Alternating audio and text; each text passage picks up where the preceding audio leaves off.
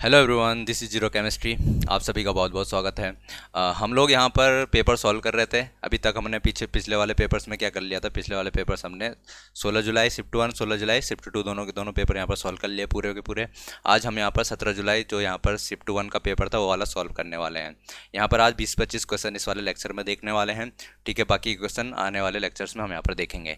तो पहला क्वेश्चन जो है आज के लिए वो यहाँ पर है, what is the IUPAC name of C2H5। C2H5 का IUPAC नेम क्या होता है। यहाँ पर इथेन, ब्यूटेन, मीथेन या फिर प्रोपेन, इनमें से कौन सा IUPAC नेम है किस चीज़ का। C2H6 का। तो अगर हमको पता है क्या होता है यहाँ पर CnH2n+2 फार्मूला होता है किस चीज़ का, यहाँ पर इथेन का। ठीक है, इथेन की बात कर रहा हूँ। एल्केन्स का जनरल फार्मूला होता है, तो ये फार्मूले आपको याद रखने हैं। सबसे पहली चीज़ तो क्या क्या याद रखनी है, यहाँ पर एल्केन, एल्किन एंड एल्काइन का यहाँ पर जनरल फार्मूला आपको याद रखना है। तो ये क्या है, सबसे पहले तो यहाँ पर C2H6, तो यहाँ पर 2 कार्बन है, N की जगह 2 कार्बन रख देंगे हम। ठीक है, N की जगह 2 रख देंगे तो यहाँ पर क्या हो जाएगा H2 × 2 + 2। ठीक है, तो क्या निकल कर आ जाएगा हमारे पास C2H6 निकल कर आ जाएगा। तो सबसे पहले तो ये एल्केन है। एन की वैल्यू, जब कार्बन की वैल्यू 1 होती है तो वहाँ पर मीथेन बनता है, कार्बन की वैल्यू 2 होती है तो वहाँ पर इथेन बनता है। तो यहाँ पर अगर बात करें इसका, तो यहाँ पर ऑप्शन नंबर ए हमारे पास सही हो जाने वाला है। इसको इथेन कहा जाता है। जनरल फार्मूला आप लोगों को यहाँ पर इन कंपाउंड्स के याद रखने पड़ेंगे। ठीक है ना। नेक्स्ट क्वेश्चन की ओर बढ़ते हैं। नेक्स्ट क्वेश्चन क्या कहता है, what does the work done by a conservative force such as gravity depend upon. तो कंजर्वेटिव फोर्स, ग्रेविटी क्या होती है पहली चीज़, तो यहाँ पर कंजर्वेटिव फोर्स होती है। कंजर्वेटिव फोर्स किस चीज़ पर डिपेंड करती है, मास ऑफ द बॉडी पे डिपेंड करती है, या फिर part taken by the object पे डिपेंड करती है, यहाँ पर इनिशियल एंड फाइनल पोजीशन पे डिपेंड करती है, या फिर एक्सेलरेशन ऑफ द बॉडी पे डिपेंड करती है, पिंड के त्वरण पे डिपेंड करती है। तो हमको यहाँ पर कौन सी चीज़ बतानी है। तो हम यहाँ पर देखते हैं कि जो ये होता है ये डिस्प्लेसमेंट पे यहाँ पर क्या करने वाला है, निर्भर करने वाला जो कार्य किया गया है इसके द्वारा, वो एक तो डिस्प्लेसमेंट पे यहाँ पर वो करेगा, किस चीज़ पे, डिस्प्लेसमेंट पे निर्भर करने वाला है। ठीक है, डिपेंड करने वाला है। तो अगर मैं बात करता हूँ जो डिस्प्लेसमेंट यहाँ पर होता है वो किस चीज़ पे डिपेंड करता है, उसकी इनिशियल एंड फाइनल पोजीशन पे डिपेंड करता है। किस चीज़ पे डिपेंड करता है, उसकी इनिशियल एंड फाइनल पोजीशन पे। तो यहाँ पर जो ऑप्शन हमारे पास है ऑप्शन नंबर सी, यहाँ पर ये चीज़ होने वाली है कि उसकी इनिशियल पोजीशन क्या थी। ठीक है, जो हमारे पास क्या था, यहाँ पर बॉडी थी, उसकी इनिशियल पोजीशन क्या थी और उसकी फाइनल पोजीशन क्या है, उस चीज़ पे ये डिपेंड करता है। कौन, यहाँ पर हमारे पास जो ग्रेविटेशन है, क्योंकि ये क्या है, एक कंजर्वेटिव फोर्स है। कंजर्वेटिव फोर्स किस चीज़ पे डिपेंड करता है, यहाँ पर इनिशियल एंड फाइनल पोजीशन पे, जो उसके द्वारा वर्क डन किया जाता है।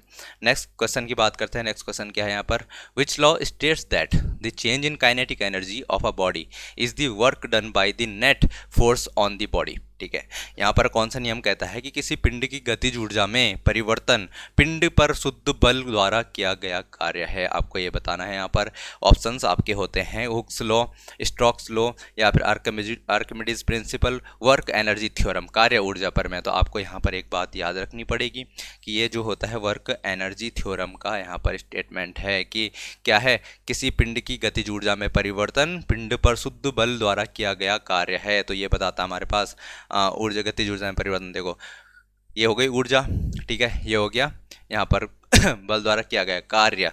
तो क्या हो गया हमारे पास, कार्य ऊर्जा प्रमेय। ठीक है, क्या हो गया, वर्क एनर्जी थ्योरम। ठीक है ना, यहाँ से कनेक्ट कर सकते हैं इस चीज़ को। नेक्स्ट क्वेश्चन की ओर बढ़ते हैं। नेक्स्ट क्वेश्चन क्या कहता है, नेक्स्ट क्वेश्चन हमारे पास यहाँ पर कहता है, silver obtained from argentiferous lead. Argentiferous lead एक क्या होगा, ओर होगा, किस चीज़ का, ये किस चीज़ का ओर है, यहाँ पर सिल्वर का ओर है। ठीक है, इसमें क्या इम्प्योरिटी रहती है, इम्प्योरिटी यहाँ पर आयरन की इम्प्योरिटी भी रहेगी और लेड की इम्प्योरिटी भी यहाँ पर रहने वाली है। इससे हमको क्या निकालना है, यहाँ पर हमको सिल्वर निकालना है, चांदी निकालना है। यहाँ पर कौन कौन सी प्रोसेसेस हैं, यहाँ पर क्यूपिलेशन है, यहाँ पर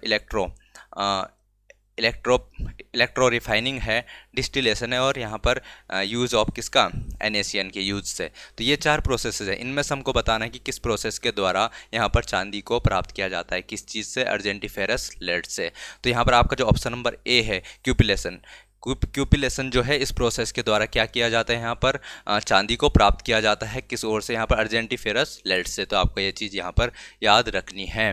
नेक्स्ट क्वेश्चन की ओर बढ़ते हैं। नेक्स्ट क्वेश्चन क्या पूछता है हमसे, covalent solids are also called, जो है यहाँ पर सहसंयोजी ठोस होते हैं।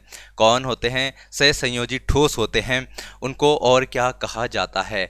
आयनिक सॉलिड्स कहा जाता है, या फिर इनको मेटेलिक सॉलिड्स कहा जाता है, या फिर नेटवर्क सॉलिड्स कहा जाता है, या फिर मॉलिक्यूलर सॉलिड्स कहा जाता है। तो आपको यहाँ पर ये बात ध्यान में रखनी है कि जो कोवेलेंट सॉलिड्स होते हैं, सहसंयोजी यहाँ पर ठोस होते हैं, ठीक है, उनको क्या कहा जाता है? उनको नेटवर्क ठोस भी कहा जाता है, नेटवर्क सॉलिड्स भी कहा जाता है। नेक्स्ट क्वेश्चन की ओर बढ़ते हैं। अगला क्वेश्चन क्या होता है यहाँ पर? अगला क्वेश्चन है हमारे पास, how does the geostationary satellites appear to be for an observer from the earth. तो भू स्थिर उपग्रह जो हैं वो पृथ्वी पर एक प्रेक्षक के लिए कैसा प्रतीत होता है, जो यहाँ से ऑब्जर्व कर रहा है उसको, किसको? भू स्थिर उपग्रह को। तो भूमि से स्थिर क्या कर रहा है? उसको ऑब्जर्व कर रहा है, तो नाम ही उसका भू स्थिर है। तो यहाँ पर कैसा रहेगा? यहाँ पर स्थिर रहने वाला, स्टेशनरी उसको यहाँ से प्रतीत होने वाला है। जो यहाँ से ऑब्जर्व कर रहा है उस किसको? उस सैटेलाइट को ऑब्जर्व कर रहा है, उसके लिए यहाँ पर क्या रहने वाला है? वो स्थिर रहने वाला है, क्योंकि नाम ही में ही उसका छिपा हुआ है कि जियो स्टेशनरी सैटेलाइट है, तो हमको स्थिर नजर आने वाला है। नेक्स्ट क्वेश्चन की ओर बढ़ते हैं। What is the SI unit of luminous intensity. ठीक है, यहाँ पर दीप्त तीव्रता जो है उसकी यहाँ पर एसआई यूनिट क्या होती है? स्टेरेडियन होती है क्या? लुमेन होती है क्या? वाट होती है? या फिर यहाँ पर क्या होती है? यहाँ पर कैंडेला होती है। तो आपको पता होगा यहाँ पर उसके क्या होती है? यहाँ पर कैंडेला होती है, जो लुमिनस इंटेंसिटी होती है। ठीक है, लुमिनस इंटेंसिटी होती है, उसकी यहाँ पर एसआई यूनिट क्या होती है? कैंडेला होती है। ठीक है ना, क्या होती है? कैंडेला उसकी यहाँ पर एसआई यूनिट होती है। नेक्स्ट क्वेश्चन की बात करते हैं। नेक्स्ट क्वेश्चन क्या है यहाँ पर? Species diversity obtained contained by India in इस परसेंट। तो इंडिया में जो क्या है प्रजाति विविधता है वो कितनी है? जो इंडिया में यहाँ पर क्या है प्रजाति विविधता है वो कितनी है? तो आई थिंक ये आपके पास होने वाली है 8%। कितनी होने वाली है प्रजाति डिफरेंस यहाँ पर? कितना होने वाला है विविधता? तो 8% के करीब आपके पास होने वाला है। कितना होने वाला है? 8% के करीब होने वाला है। तो 8% यहाँ पर क्या है आपका आंसर हो जाएगा। ठीक है, स्पीसी diversity content by India is in percent. ठीक है, प्रतिशत में कितना होगा? तो 8% होगा। नेक्स्ट क्वेश्चन की ओर बढ़ते हैं। नेक्स्ट क्वेश्चन क्या पूछता है हमसे? नेक्स्ट क्वेश्चन यहाँ पर पूछता है what is the number of oscillations. ठीक है, what is the number of oscillation of the medium between maximum and minimum density value per unit time is called. तो प्रति इकाई समय, ठीक है, प्रति इकाई समय अधिकतम और न्यूनतम घनत्व के मान के बीच के दोलनों की संख्या। ठीक है, तो प्रति इकाई समय में कितने उसके दोलन होते हैं? प्रति इकाई समय में उसके कितने यहाँ पर दोलन हो रहे हैं, उसकी यहाँ पर संख्या जो होती है उनको क्या कहा जाता है? उसको क्या कहा जाता है? उसको आपको पता है क्या कहा जाता है? फ्रीक्वेंसी। तो पर सेकंड होने वाले यहाँ पर जो क्या है ऑसिलेशन से उनको क्या कहा जाता है? यहाँ पर फ्रीक्वेंसी कहा जाता है, ये आपको पता भी होगा। नेक्स्ट क्वेश्चन की ओर बढ़ते हैं। विच of the following is not an example of amorphous solid. तो एमॉर्फस सॉलिड का यहाँ पर कौन सा एग्जाम्पल नहीं है? आकारहीन ठोस का कौन सा एग्जाम्पल नहीं है?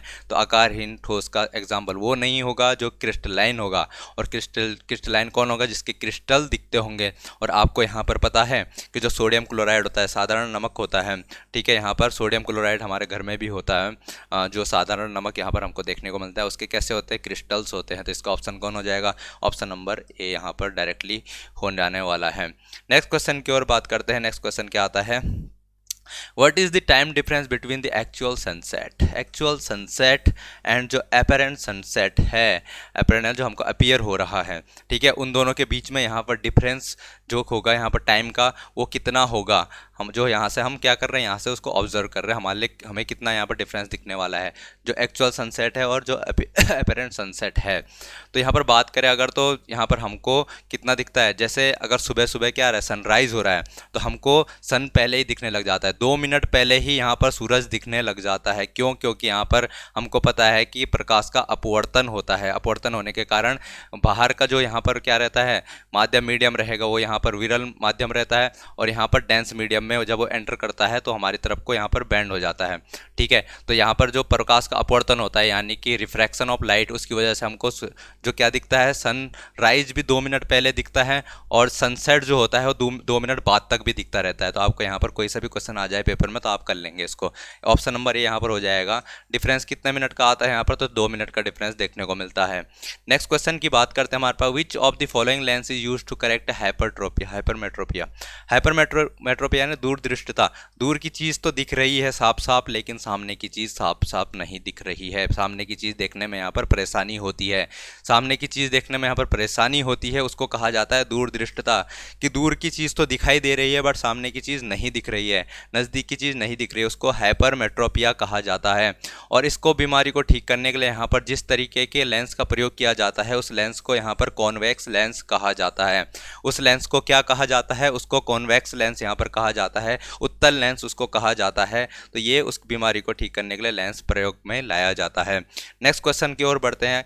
क्वेश्चन नंबर 14 यहाँ पर हमसे क्या कहता है, दी beta raise consist of particles. कैसे पार्टिकल से मिलकर यहाँ पर बीटा रेज बनता है, तो अगर बात करें neutral, partially positive and partially negative, positively charge या फिर यहाँ पर निगेटिवली चार्ज। तो आपको पता है यहाँ पर जो अल्फा पार्टिकल होते हैं, बीटा पार्टिकल, बीटा रेज होती है, गामा रेज होती है।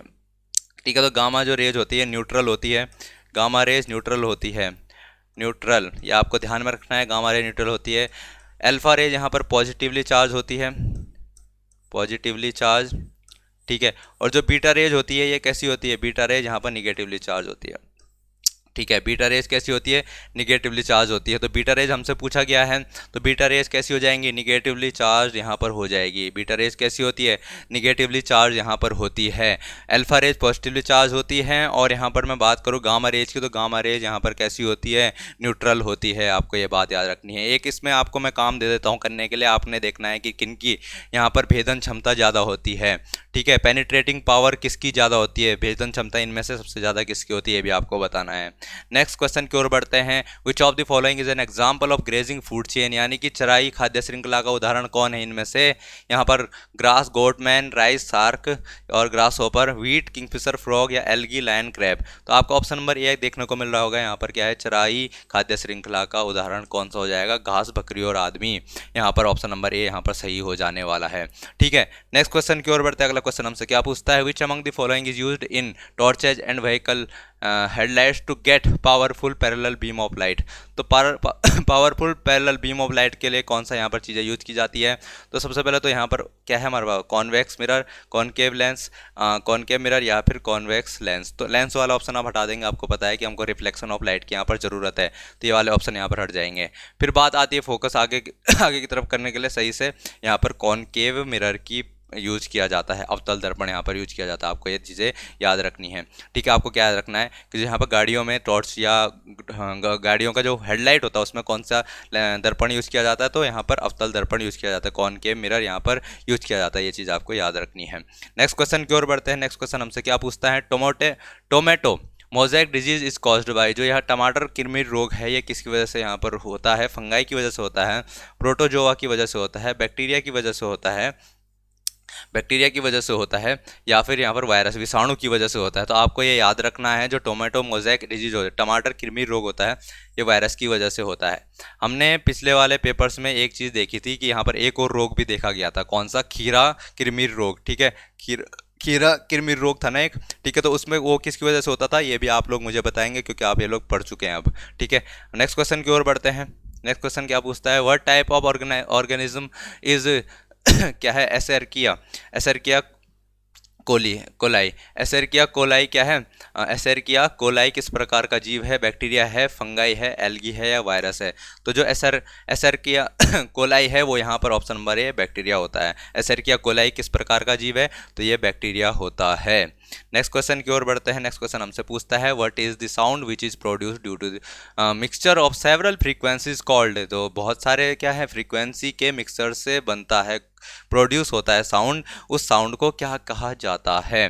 बहुत सारी फ्रीक्वेंसी से मिक्सचर से बनने वाला जो साउंड है उस साउंड को सॉन्ग कहा जाता है।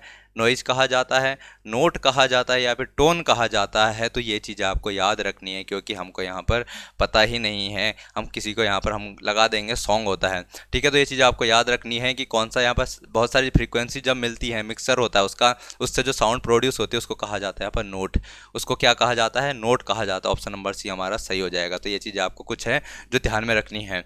नेक्स्ट क्वेश्चन की ओर बढ़ते हैं। The temperature of the system decreases in an, temperature decrease होगा सिस्टम का कौन से वाले प्रोसेस में? यहाँ पर एडियाबैटिक यानी कि रुद्धोष्म संपीड़न, एसोथर्मल कंप्रेशन, एसोथर्मल एक्सपेंशन या एडियाबैटिक एक्सपेंशन में। अगर मैं यहाँ पर बात करता हूँ अभी कि यहाँ पर एसोथर्मल मतलब टेम्परेचर सेम ही रहने वाला है, तो ऑप्शन नंबर बी एंड सी। एसोथर्मल का मतलब क्या होता है? समतापी, ताप समान रहेगा। तो हमको तो तापमान घटाना है, क्या है यहाँ पर? सिस्टम का तापमान घटना चाहिए। यहाँ पर तो समान तापमान है, बट यहाँ पर ऑप्शन नंबर ए में देखिए रुद्धोष्म यानी कि यहाँ पर क्या होगा? टेम्परेचर यहाँ क्या, बाहर से ना तो उसको उष्मा देंगे ना अंदर से उष्मा बाहर जाएगी, और उसी के उसमें ही यहाँ पर संपीड़न होता है। तो वो जब संपीड़न होगा तो उसके कारण उसकी इंटरनल एनर्जी चेंज होगी, इंटरनल एनर्जी चेंज नहीं होगी, ठीक है। क्या होगी उसके अंदर? इंटरनल एनर्जी, वहाँ पर इंटरनल एनर्जी बढ़ती जाएगी उसकी, ठीक है। संपीड़न के कारण इंटरनल एनर्जी बढ़ेगी, और संपीड़न का इंटरनल एनर्जी बढ़ेगी तो यहाँ पर क्या चीज़ें होने वाली है? यहाँ पर उसका टेम्परेचर इंक्रीज हो जाएगा, उसका टेम्परेचर क्या होगा? इंक्रीज होगा।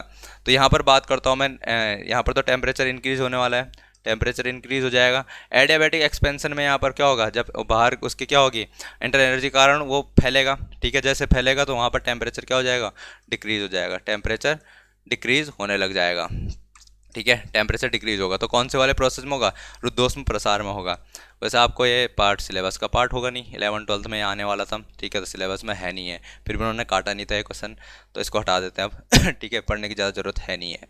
फिर आगे बढ़ते हैं। यहाँ पर fluorine, chlorine, bromine and iodine are placed in the same group. कारण बताना है इसका कि क्लोरीन, ब्रोमीन, फ्लोरीन और आयोडीन ये जो ग्रुप हैं इनको एक ही ग्रुप में क्यों रखा गया इन एलिमेंट्स को? Their atoms generally univalent atom होने के कारण दे आर नॉन मेटल्स, वे अधातु हैं इसलिए। They have 7 electrons in the outer most shell of their atom, या फिर दे आर इलेक्ट्रोनिगेटिव, या फिर वो इलेक्ट्रोनिगेटिव इस वजह से। तो हमको पता है क्योंकि इनके आउटर मोस्ट सेल में यहाँ पर 7 इलेक्ट्रॉन्स होते हैं, इनके बाहरी कोष में 7 इलेक्ट्रॉन्स होते हैं, इसके कारण इनको क्या रखा जाता है? यहाँ पर 17 ग्रुप में रखा जाता है, ग्रुप नंबर 17 में रखा जाता है, ठीक है। इससे क्या होगा? जिसके 6 इलेक्ट्रॉन होंगे यहाँ पर उसको ग्रुप 16 में, 5 इलेक्ट्रॉन ग्रुप 15 में, इस तरीके से यहाँ पर इलेक्ट्रॉन्स की संख्या जो बाहर बाह्य कोष के इलेक्ट्रॉन होते हैं, संयोजी कोष के इलेक्ट्रॉन, आउटर मोस्ट सेल के इलेक्ट्रॉन्स होते हैं, उनके आधार पर इनको ग्रुप्स में रखा जाता है। नेक्स्ट क्वेश्चन की ओर बढ़ जाते हैं। नेक्स्ट क्वेश्चन क्या कहता है हमें? In the Newton's gravitational law expression what does G indicate? जो कैपिटल जी होता है उसमें वो क्या इंडिकेट करता है? और ये सबको पता होगा कि कैपिटल जी क्या होता है? यूनिवर्सल ग्रेविटेशनल कांस्टेंट होता है, सार्वभौमिक गुरुत्वीय स्थिरांक होता है। ऑप्शन नंबर ए आपका सही हो जाएगा, ठीक है। इसको देखने की ज़्यादा जरूरत थी नहीं, ऐसे ही आप लोग इसको कर सकते हैं, आपको बचपन से पढ़ते हुए आ रहे होंगे। नेक्स्ट क्वेश्चन की ओर बढ़ते हैं। विच among the following theories explain the origin of universe? तो यूनिवर्स की ओरिजिन कौन बताता है? तो बिग बैंग थ्योरी बताता है, ठीक है। ये भी 25 बार सुन लिया होगा आपने अभी तक, ठीक है, big bang theory. Next question की ओर बढ़ते हैं। यहाँ पर विच of the following is not mineral acid? Mineral acid कौन सा नहीं है? नाइट्रिक एसिड, मिनरल एसिड माने इनऑर्गेनिक एसिड जिसमें कार्बन प्रेजेंट नहीं रहता है, ठीक है, मिनरल एसिड हो जाएगा। नाइट्रिक एसिड है, ठीक है। नाइट्रिक एसिड का फॉर्मूला क्या होता है? HNO3 होता है। हाइड्रोक्लोरिक एसिड क्या होता है? HCl होता है। सल्फ्यूरिक एसिड H2SO4 होता है। क्या होता है? H2SO4, H2SO4। तो देखो इनमें ना तो इसमें कार्बन, ना तो इसमें कार्बन, ना तो इसमें कार्बन, इनऑर्गेनिक एसिड है। बट जो सिट्रिक एसिड होता है इसका एक फॉर्मूला होता है कुछ, ठीक है, बहुत बड़ा सा फॉर्मूला है सिट्रिक एसिड, बट इसमें कार्बन प्रेजेंट रहता है, इसकी वजह से ये क्या नहीं है, यहाँ पर मिनरल एसिड नहीं होने वाला है। ये ऑप्शन नंबर बी हमारे पास सिट्रिक एसिड जो है मिनरल एसिड नहीं होने वाला है। नेक्स्ट क्वेश्चन की ओर बढ़ते हैं। Addition of NaHSO3 to formaldehyde is an example of? किस चीज़ का एग्जाम्पल है जब फॉर्मेल्डिहाइड में NaHSO4 को जोड़ा जाता है? तो इसका ऑप्शन नंबर जो है डी यहाँ पर होने वाला है। यहाँ पर ये हमारे सिलेबस में है नहीं, ठीक है, फिर भी उन्होंने क्वेश्चन दे रखा है, इसका कोई कारण नहीं बनता है सिलेबस में, या आएगा नहीं आपका, ठीक है। तो ऑप्शन नंबर ये वैसे इसका ये सही होना चाहिए हमारे पास, ठीक है। ऑप्शन नंबर डी सही दे रखा है इन्होंने, आंसर नंबर ये भी सही है, बट ये सिलेबस का पार्ट नहीं है, तो अब इसको पढ़ने की आपको ज़रूरत है नहीं। तो यहाँ पर 25 क्वेश्चन आज हमने कर लिए, टोटल 25 क्वेश्चन यहाँ पर कंप्लीट हो चुके हैं। इससे 25 क्वेश्चन आगे के आने वाले लेक्चर में हम करेंगे। अगर आप लोगों को जो हमने अभी पेपर सॉल्व किए थे, अगर उनकी PDFs वगैरह चाहिए तो आप लोग हमारा यहाँ पर टेलीग्राम चैनल ज्वाइन कर सकते हैं। जीरो केमिस्ट्री नाम सर्च कीजिएगा, उसमें आपको चैनल मिल जाएगा टेलीग्राम पर, ठीक है। तब तक के लिए आप पढ़ते रहिए, मिलते हैं फिर नेक्स्ट लेक्चर में।